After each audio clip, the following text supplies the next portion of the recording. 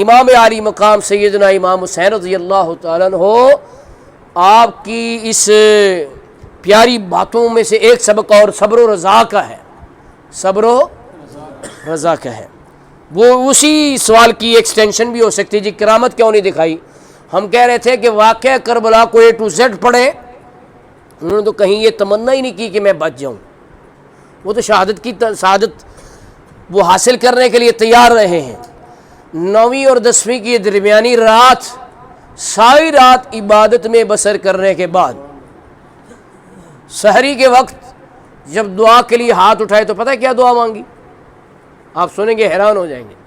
شاعر نے اس کو نظم کیا کہ وہ صبر دے الہی جس میں خلل نہ آئے، وہ صبر دے الہی جس میں خلل نہ آئے، تیروں پہ تیر کھاؤں ماتھے پہ بل نہ آئے، یوں اے اللہ میں تیری رضا پر راضی ہو جاؤں کہ زبان پر تو قابو کر لوں، زبان سے حرف شکایت نہ نکلے، لیکن میں اس قدر تیری رضا پہ راضی ہو جاؤں کہ میری جبین پہ شکن بھی نہ پڑے، جبین پہ شکن بھی اس حد تک۔ پھر اس دعا کی قبولیت نظر آتی ہے میدان کربلا میں کہ بھائی آپ کے شہید ہوئے، کون؟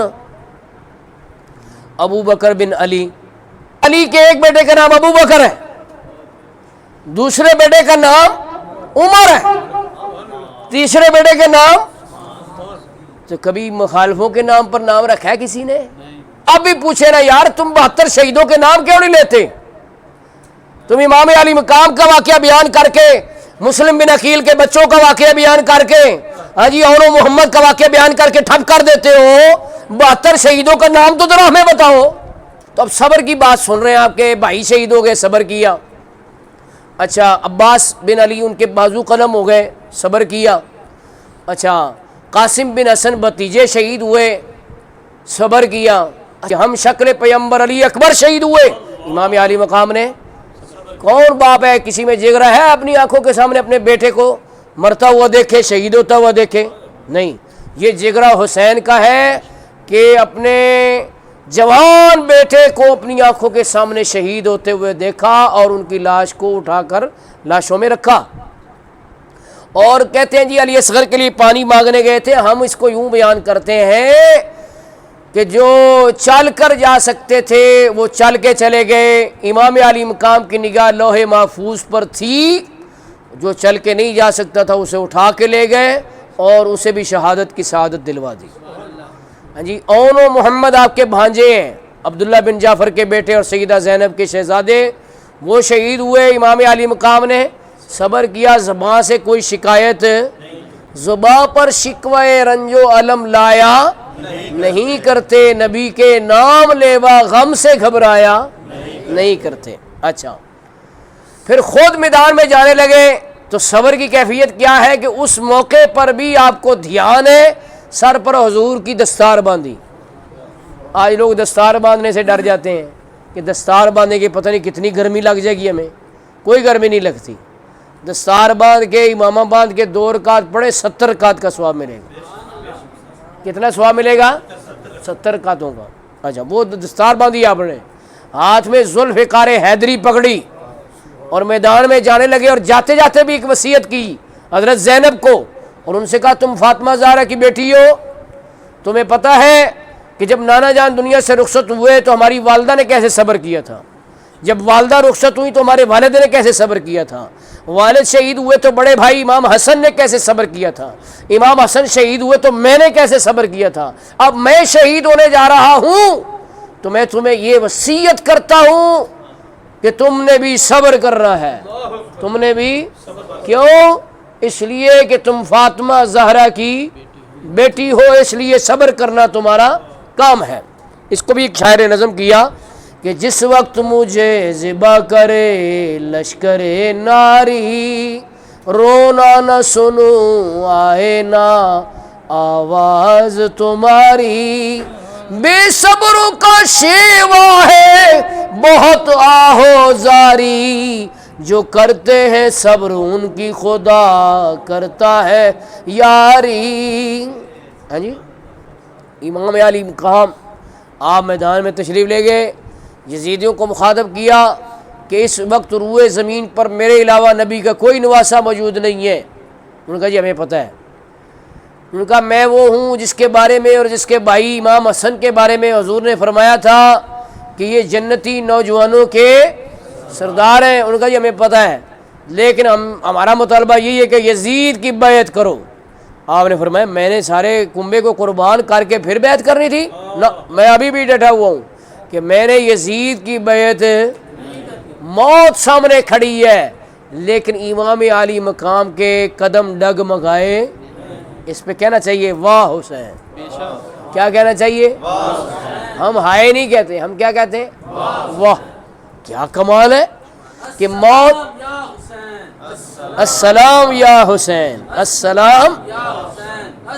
ایک میں بھی آپ کو نعرہ دے دوں، ہمارے وہاں آستانے پہ لگایا جاتا ہے کہ آنکھ کی ٹھنڈک دل کا چین، یا حسن یا حسین، یا حسن. ہم دونوں شہزادوں سے پیار کرتے ہیں، ایک سے نہیں. حدیث ہے رسول اللہ صلی اللہ علیہ وسلم نے ایک زانو پہ ایک شہزادے کو بٹھایا، دوسرے زانو مبارک پر دوسرے شہزادے کو بٹھایا اور دعا کی اللہم انی احبہما، اے اللہ میں ان دونوں سے پیار کرتا ہوں، ان دونوں سے. فاحبہما، تو بھی ان دونوں سے پیار فرما، تو بھی ان دونوں سے. اب اگلا آپ دعا کا جملہ سنیں گے تو اگر توجہ کر لی تو ایمان وجد میں آ جائے گا. اگلا حصہ یہ ہے وَأَحِبَّ مَن يُحِبُّهُمَا، یا اللہ جو ان دونوں سے پیار کرتا ہے تو بھی ان سے پیار فرما. تو ہم الحمدللہ دونوں شہزادوں سے پیار کرنے والے ہیں. ہم دونوں شہزادوں سے، یہ نہیں ہے کانی آنکھ سے دیکھیں ایک کا تو ذکر کریں دوسرے کا نام ہی نہ لیں. ہے ہو نہیں رہا ایسے کہ ایک کا تو ذکر کیا 10 دن، دوسرے کا 1 دن بھی نہ منایا ہے، صرف اس وجہ سے کہ اس نے سنا کیوں کی امیر معاویہ سے. حضرت امام حسن سے اسی لیے دعوت ہے نا کہ جب انہوں نے صلح کی تھی تو ان کی کتابوں میں لکھا ہے کہ ان کا خیمہ جلا دیا اور انہیں آر المومنین کہنے لگ گئے کہ مومنوں کے لیے آر ہے آپ. آپ نے فرمایا الآر خیر من النار، آر بہتر ہے دوزخ کی آگ سے. میں نے مسلمانوں کو اکٹھا کر دیا ہے. حضرت امیر معاویہ کو اپنی خلافت خود سپرد کی. آج کوئی خلافت سپرد کرتا ہے، حکومت دیتا ہے کسی کو خود؟ حضرت امیر معاویہ کو حکومت خود دے دی تاکہ مسلمان کٹھے ہو جائیں، آپس میں لڑے نہ، ایک دوسرے کا قتل اور خون ریزی نہ کرے.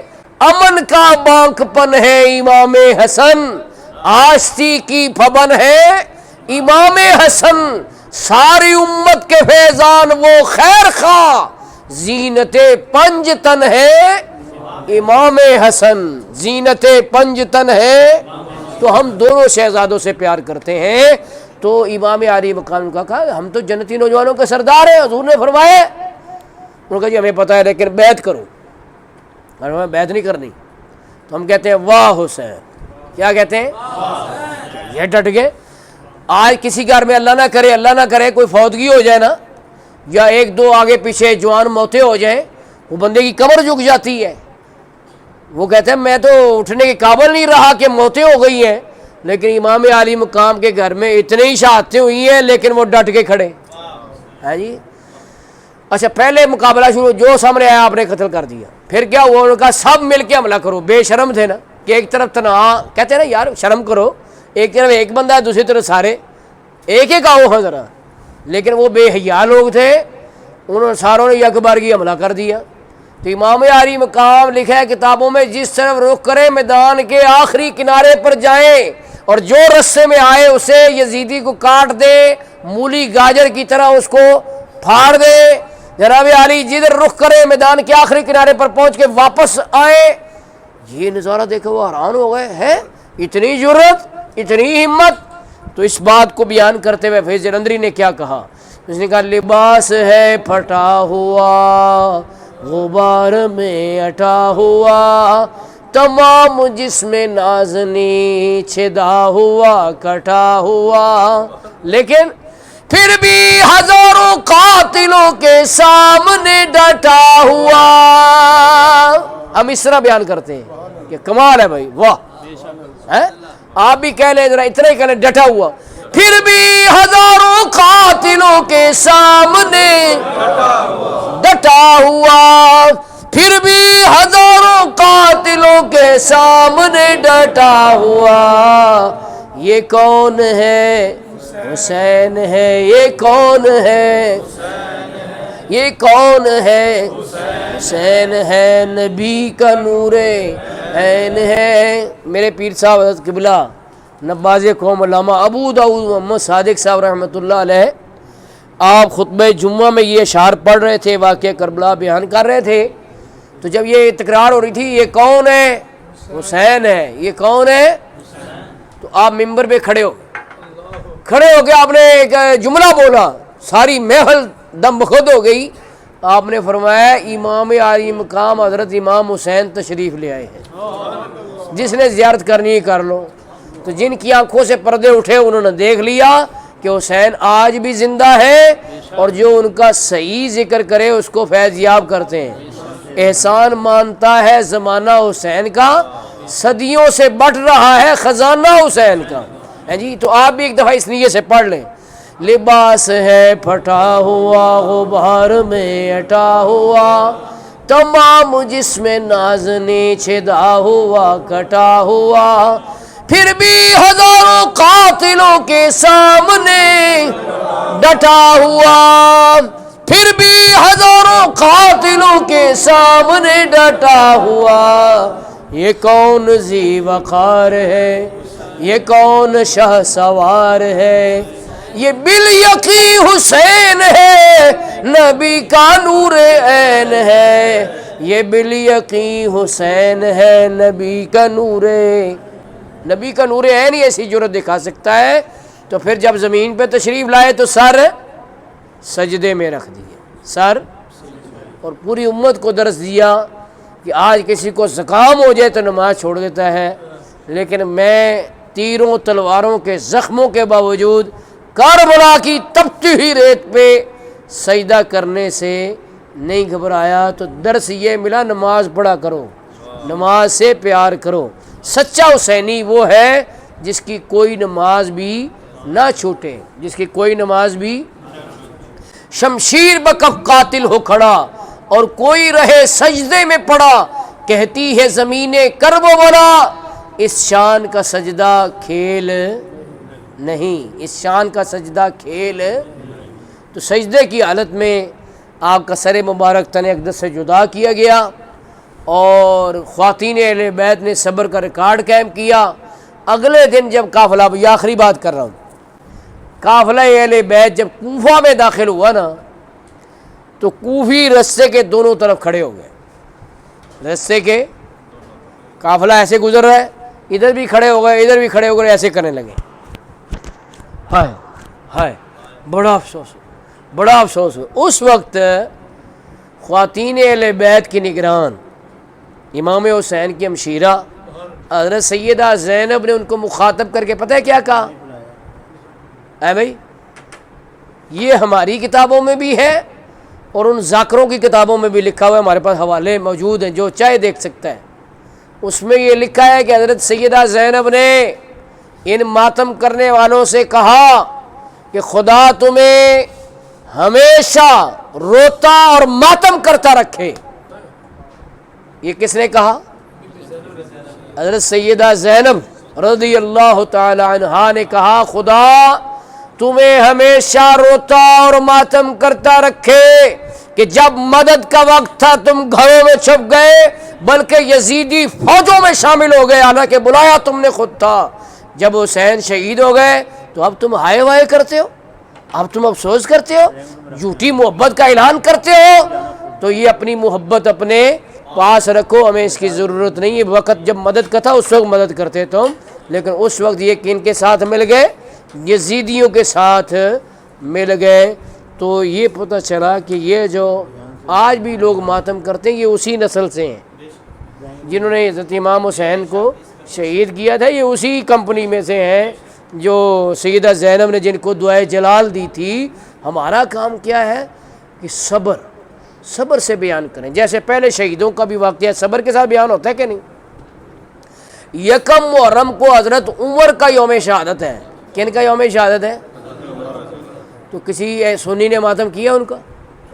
وہ کالے کپڑے پہنے ہو، وہ کڑے پہنے ہو، کوئی ان کا تعزیہ نکالا ہو، ایک تلوار ہی رکھ کے ٹرے میں چل پڑتے کہ یہ تلوار ماری گئی تھی حضرت عمر کو، ایک ایرانی مجوسی نے ماری تھی، ابو لولو فیروز نے، جس کا انہوں نے دربار بنایا ہوا ہے ایران میں بہت بڑا، اس کو ہیرو، حالانکہ وہ مجوسی تھا۔ جب آپ کو اطلاع ہوئی نا حضرت عمر کو کہ مجھے کس نے تلوار ماری ہے نماز کی حالت میں، وہ کون ہے؟ کہا جی وہ ایک مجوسی ہے ابو لولو فیروز۔ ہاں جی، تو آپ نے کہا خدا کا شکر ہے مجھے کسی مسلمان نے نہیں مارا، مجھے مارنے والا کافر ہے۔ لیکن اہل سنت کا ہے بیڑا پار صحاب حضور، اہل سنت کا ہے بیڑا پار صحاب حضور، نجم ہے اور ناؤ ہے عطرت رسول اللہ کی۔ عطرت کا مطلب ہے اہل بیت، گھر والے، تو وہ کشتی ہے نجات کی، اور نجوم ہدایت کے ستارے صحابہ ہیں۔ اللہ تعالی ہمیں ان کی پیروی کی توفیق دے۔ وآخر دعوانا